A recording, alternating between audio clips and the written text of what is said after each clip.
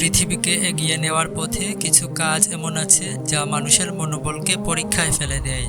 এই কাজগুলো শুধু শারীরিকভাবে নয়, মানসিকভাবেও চূড়ান্ত চ্যালেঞ্জিং।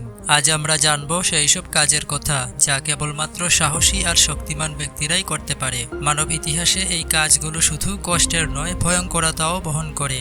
এই কাজগুলো করা মানে প্রতি মুহূর্তে কঠিন চ্যালেঞ্জের সম্মুখীন হওয়া। তবুও কিছু মানুষ নিজের জীবন বাজি রেখে আমাদের জন্য এই কাজগুলো আপন করে নিয়েছেন। পৃথিবীতে ধনী থেকে গরিব, গরিবের ছেলে থেকে শুরু করে বড়লোকের রাজকুমার, সবাইকেই কাজ নামক জীবনযুদ্ধে অংশগ্রহণ করতে হয়। পার্থক্য হলো কোনো কাজে শারীরিক শ্রম বেশি লাগে আর কোনো কাজে লাগে মস্তিষ্কের দক্ষতা। আজকে এমন কয়েকটি কাজ সম্পর্কে আমি বলতে চলেছি যে কাজগুলো করতে হলে এই দুইটা ছাড়াও আরও একটা জিনিস থাকা প্রয়োজন, আর সেটা হলো মাথা থেকে পা পর্যন্ত কলিজা। তো চলুন শুরু করা যাক। আগ্নেয়গিরি থেকে গন্ধক উত্তোলন। ইন্দোনেশিয়ার মাউন্ট আইজেন পর্বতে প্রায় ৬৪ বছর আগে অগ্নুৎপাত হয়, আর এই অগ্নুৎপাত এখনও চলমান অবস্থায় আছে। পৃথিবীর কিছু শক্ত সামর্থ্য মানুষ জীবিকার তাগিদে এই আগ্নেয়গিরিতে অবস্থিত গন্ধক উত্তোলন করেন।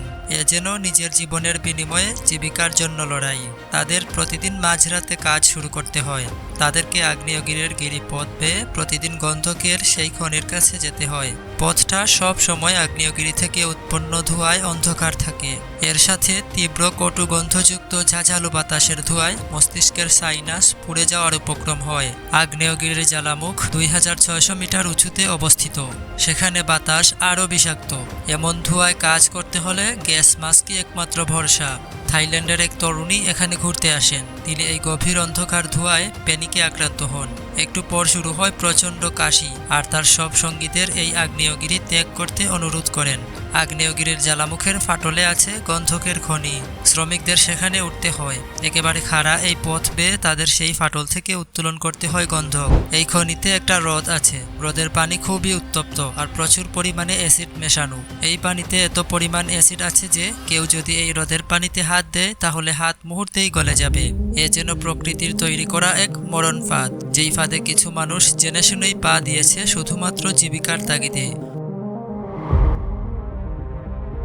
জলের তলায় ওয়েল্ডিং এর কাজ। এটিও পৃথিবীর অন্যতম বিপজ্জনক কাজ। এটা সেই ওয়েল্ডিং যেখানে থাকা লাগে কাজের প্রো লেভেলের এক্সপার্ট, কঠোর পরিশ্রমী আর সাহস। জলের তলায় বিদ্যুৎ ব্যবহার করে ওয়েল্ডিং করা আর ব্রেকহীন গাড়ি দুটোই যেন একে অপরের পরিপূরক। ওয়েল্ডাররা ঝালাই করার জন্য গভীর সমুদ্রে যান। তারা যত গভীরে যান ততই জলের চাপ বাড়তে থাকে, সাথে ঘুটঘুটে অন্ধকার। তারা এক ধরনের বিশেষ লাইট ব্যবহার করে এই কাজগুলো করে থাকেন। এই কাজটিকে আরও কঠিন করে তুলেছে জলের তলায় বিদ্যুতের ব্যবহার। জল বিদ্যুৎ পরিবাহী, আর সেই জলেই বিদ্যুতের মাধ্যমে ঝালাই করা যেন আরও চ্যালেঞ্জিং হয়ে ওঠে। এখানে ওয়ার্কাররা সামান্য ভুল করলে সে যে ভুল করেছে এটা বুঝে ওঠারও সময় পাবে না, কারণ এটা বুঝে ওঠার আগেই বিদ্যুতের প্রচণ্ড শক তার যে কী ক্ষতি করবে এটা তার ভাগ্যই ঠিক করে দেবে। স্রোতের বিপরীতে করা এই কাজটির বিপদ যেন এখানেই শেষ না। তাদের অক্সিজেন ফুরিয়ে যাওয়ারও ভয় থাকে, তাই তাদের জলের তলায় তাদের সীমিত সময়ের মধ্যে কাজ শেষ করে ফেলতে হয়। গভীর জলের তলায় সেতুর পিলার, জাহাজ মেরামত, তেল গ্যাসের পাইপলাইনে কাজ করতে হয় এসব ওয়ার্কারদের। এই কাজের প্রতি পরিপূর্ণ দক্ষতা অর্জন করা মানুষের সংখ্যা খুবই কম, আর তাই এই কাজের স্যালারি অনেক বেশি। এই কঠিন কাজ করে ওয়ার্কাররা প্রতি বছর আয় করেন $৬৭,০০০। Mine clearance.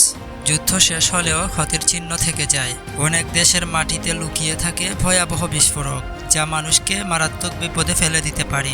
যুদ্ধের পর যুদ্ধক্ষেত্র, সীমান্ত এলাকা, নাগরিক বসতি, ফসলের মাঠ ইত্যাদি স্থানে মাইনগুলো পুঁতে রাখা হয়, আর তাই যুদ্ধের সময় পুঁতে রাখা এসব মাইন ক্লিয়ার করার প্রয়োজন পড়ে।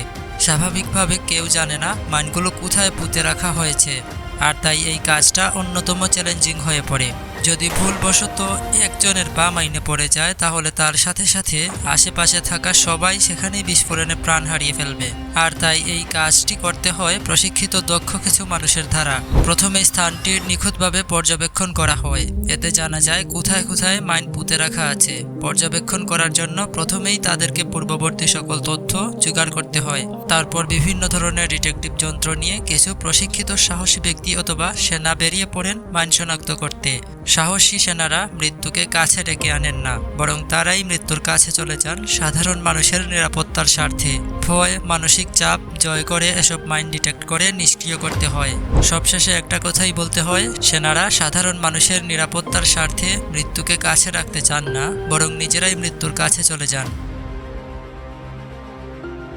আমাদের প্রতিদিনের জীবনে তেল গ্যাস খুবই গুরুত্বপূর্ণ একটি উপাদান। সহজ কথায় বললে, তেল গ্যাস ছাড়া বর্তমান পৃথিবী যেন একেবারেই অচল।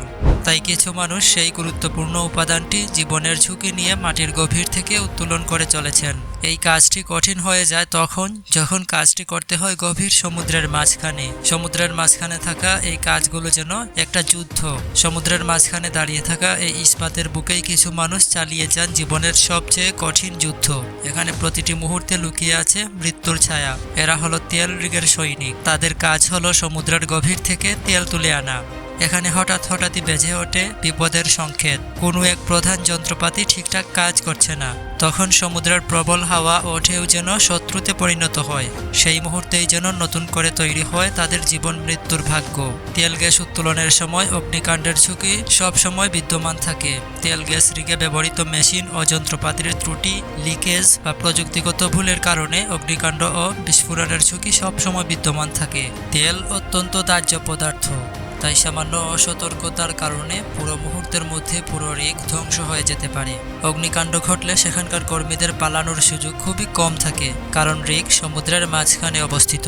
আর অগ্নিকাণ্ড ঘটলে সহজে নেভানোও যায় না। উদাহরণস্বরূপ বলা যায় 2011 সালের ডিপ ওয়াটার হরিজন বিস্ফোরণের কথা।